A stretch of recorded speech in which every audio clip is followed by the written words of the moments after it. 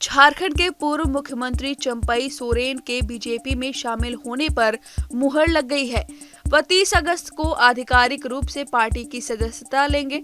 दिल्ली में गृह मंत्री अमित शाह से मुलाकात के बाद झारखंड मुक्ति मोर्चा के बागी वरिष्ठ नेता चंपई सोरेन के बीजेपी में शामिल होने पर फैसला हुआ।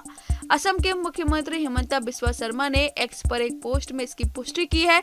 अब ऐसी भी चर्चा है कि 30 अगस्त को चंपई सोरेन के साथ साथ जेएमएम के कई बड़े नेता भी बीजेपी में उनके साथ शामिल हो सकते हैं। हिमंता बिस्वा शर्मा ने एक्स पर एक पोस्ट शेयर की।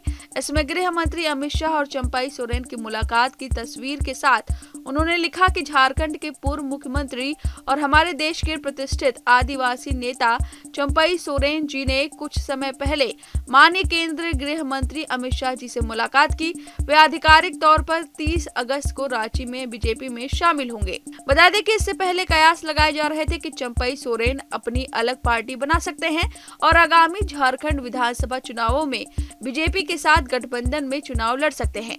जेएमएम से इस्तीफा देने के बाद उन्होंने 3 विकल्प बताए थे। उन्होंने कहा था कि मैं राजनीति से संन्यास नहीं लूंगा। मैंने 3 विकल्प बताए थे, रिटायरमेंट, संगठन या दोस्त। मैं रिटायर्ड नहीं होऊंगा, मैं पार्टी को मजबूत करूंगा, नई पार्टी बनाऊंगा और अगर रास्ते में कोई कुछ अच्छा दोस्त मिलता है तो उसके साथ आगे बढ़ूंगा। बता दें कि कोल्हान टाइगर के नाम से प्रसिद्ध चंपई सोरेन पार्टी के संरक्षक शिबू सोरेन के बाद झमुओं में सबसे वरिष्ठ आदिवासी नेता थे। झमुओं में उनका कद इस बात से समझा जा सकता है कि जब हेमंत सोरेन ने ईडी की गिरफ्तारी के कारण झारखंड के मुख्यमंत्री पद से हटने का फैसला लिया तो उनके कैबिनेट सहयोगी झोबा माझी की जगह चंपई सोरेन को मुख्यमंत्री बनाया गया। हालांकि रांची जेल से रिहा होने के बाद 4 जुलाई को हेमंत सोरेन सीएम ऑफिस लौट आए। चंपई सोरेन को झारखंड कैबिनेट में एक नए शिक्षा मंत्री के तौर पर शामिल किया गया, लेकिन यह बात कोल्हान के टाइगर को रास नहीं आई और उन्होंने कुछ दिन पहले ही एक्स पर लंबा चौड़ा पोस्ट लिखते हुए पार्टी छोड़ने का ऐलान किया। कोल्हान क्षेत्र में चंपई सोरेन की मजबूत पकड़ का इतिहास काफी पुराना है।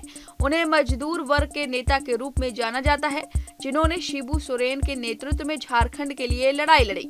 उन्होंने खुद इस बात पर गर्व है कि इस क्षेत्र के स्थानीय गांवों के 10,000 से ज्यादा युवाओं को टाटा समूह जैसे औद्योगिक प्रतिष्ठानों में नौकरी मिली।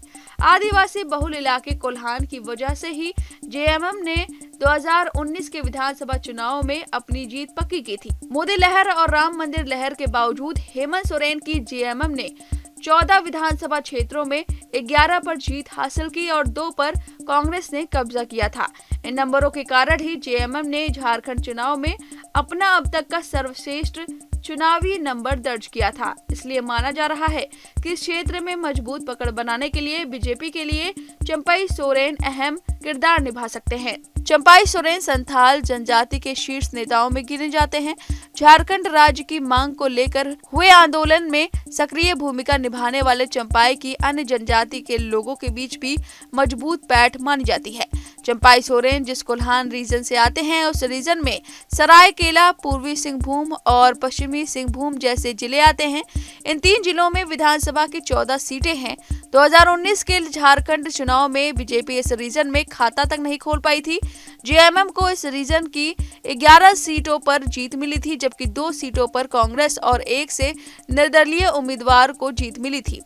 चंपई सोरेन उन नेताओं में से एक हैं जो झारखंड राज्य आंदोलन के समय से ही शिबू सोरेन के साथ रहे हैं। जेएमएम और सोरेन परिवार में चंपई के कद का अंदाजा इस बात से लगाया जा सकता है कि कई मौकों पर पार्टी के कार्यकारी अध्यक्ष हेमंत सोरेन उनके पैर छूकर आशीर्वाद लेते गए हैं। चंपई की सोरेन परिवार से करीबी भी एक बड़ी वजह थी कि जब हेमंत के जेल जाने की नौबत आई, तब पार्टी ने शिबू सोरेन की बहू सीता सोरेन के विधायक रहते हुए भी सीएम पद के लिए उन्हें नहीं चुना, जबकि चंपई सोरेन को सीएम बनाया गया।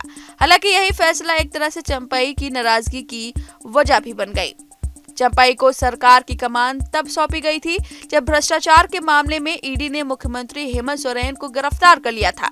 गिरफ्तारी से ठीक पहले हेमंत ने राज्यपाल को अपना इस्तीफा सौंपा और इसके बाद चंपाई की अगुवाई में नई सरकार का गठन हुआ था। चंपाई ने सोशल मीडिया पर पोस्ट कर बागी होने की वजह भी बताई।